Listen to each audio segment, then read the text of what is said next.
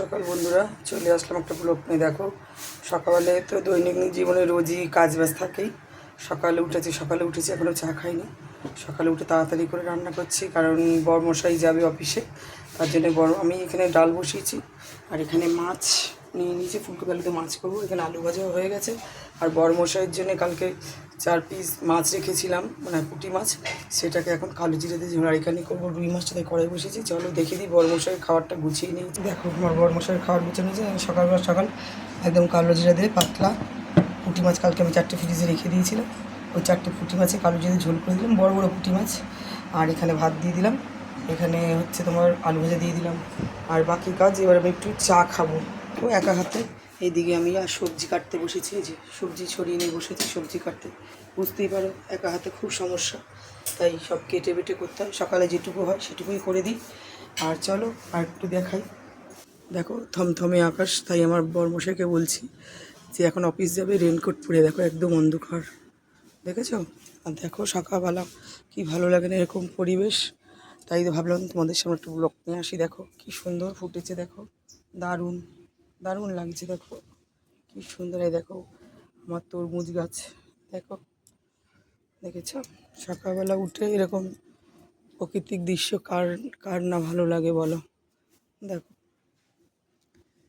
ভাবলাম তোমাদের সঙ্গে ব্লগটা একটু শুরু করি। দেখো এই যে আমি কেটে দিয়েছিলাম, এগুলো আবার সব বেরাচ্ছে। দেখো ছোট্ট বাচ্চাই, দেখো ছোট্ট বাচ্চা দিয়েছে, একটা বাচ্চা হয়েছে সবে পাখির। এই দেখো, এই দেখো দেখো, এটা পুরো দুধে আলতা কালার, পুরো দুধে আলতা কালারের সব কুড়ি আসছে, দেখেছো কেমন লাগছে? আর এটা হচ্ছে পিঙ্ক কালারের কাঞ্চন ফুল। ব্লগটা কেমন লাগলো অবশ্যই কমেন্টে জানিও। দেখো আমার বাড়ি চারিদিকে তোমরা দেখতে পাবে কোথাও ফাঁকা নেই, সব সবুজ সবুজ সবুজ।